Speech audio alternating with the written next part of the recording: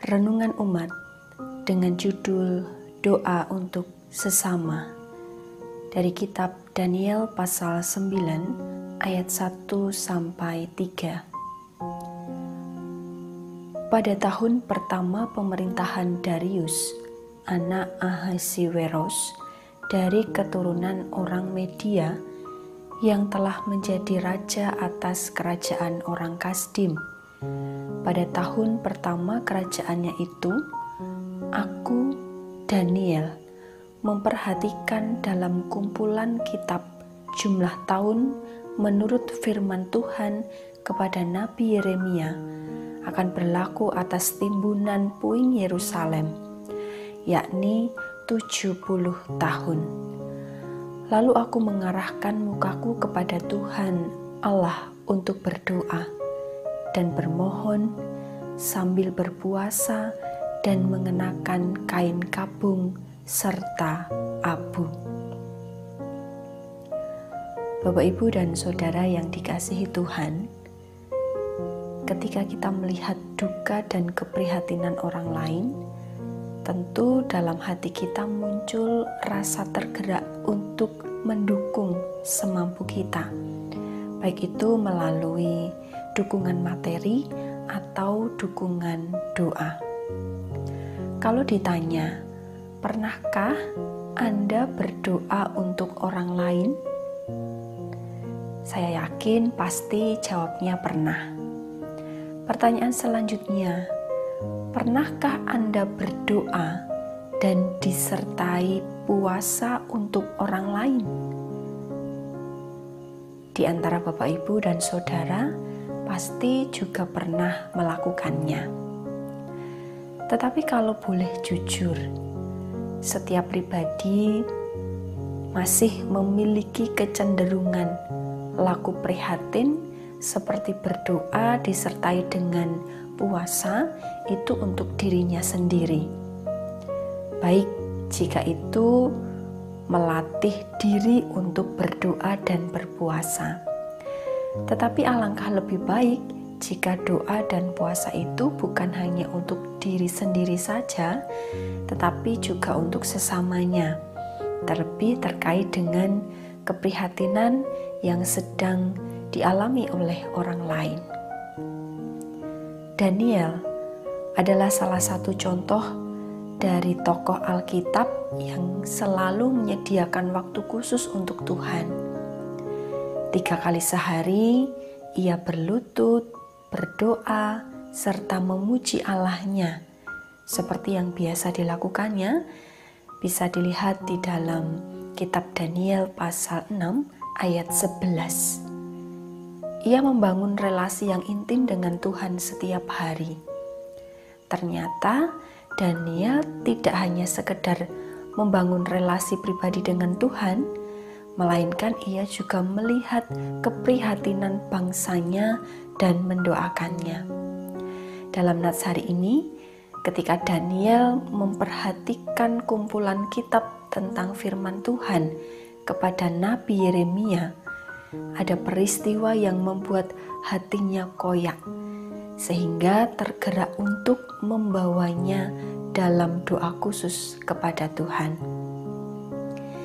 Ia mengarahkan mukanya kepada Allah untuk berdoa dan bermohon sambil berpuasa dan mengenakan kain kabung serta abu.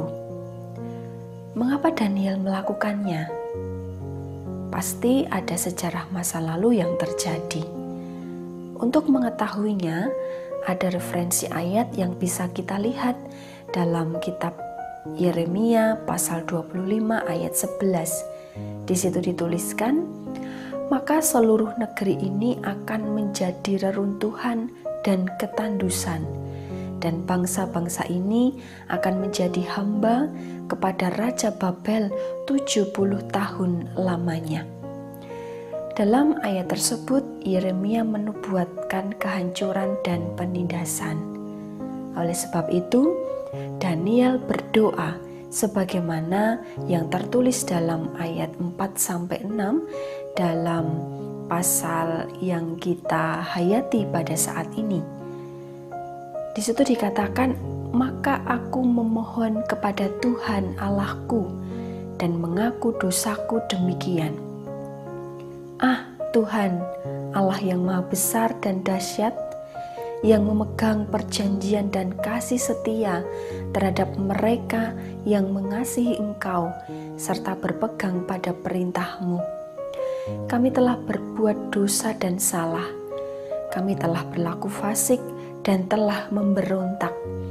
Kami telah menyimpang dari perintah dan peraturan-Mu, dan kami tidak taat kepada hamba-hamba-Mu, para nabi yang telah berbicara atas nama-Mu, kepada raja-raja kami, kepada pemimpin-pemimpin kami, kepada bapa-bapa kami, dan kepada segenap rakyat kami.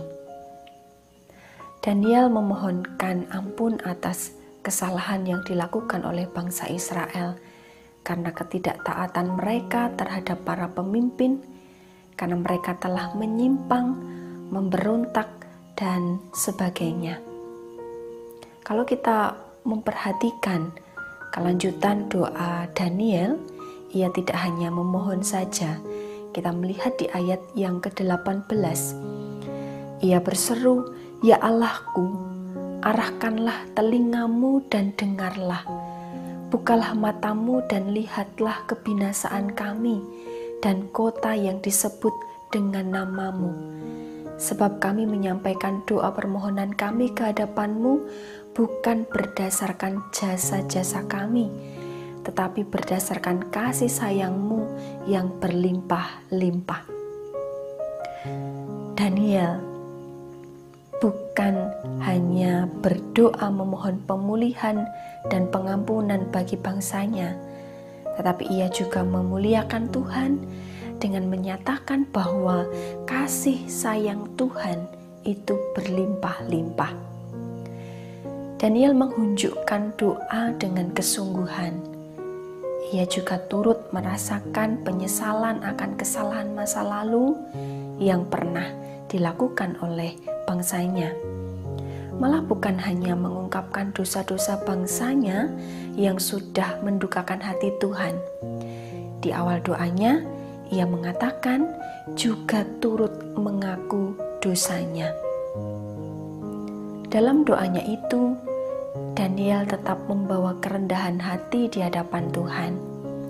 Ia tidak merasa berbangga diri melakukan doa, puasa, serta berkabung, melainkan ia juga memuliakan Tuhan atas karya cinta kasih Tuhan dalam kehidupan umatnya.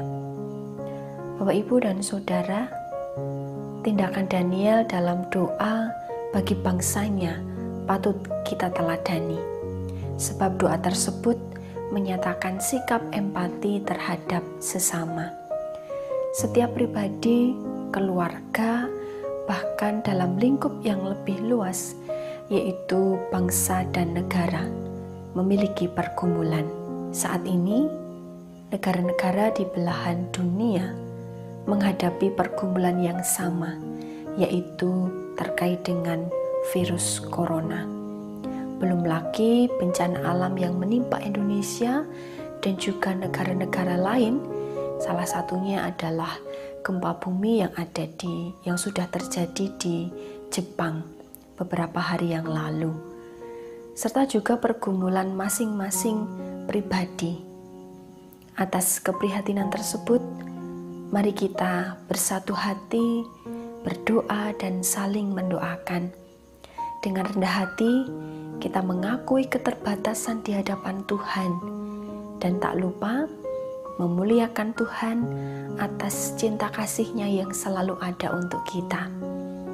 Selamat melanjutkan hidup dalam penghayatan masa Prapaskah di tahun ini. Tetaplah bersyukur dan berdoa. Salam sehat, Tuhan memberkati.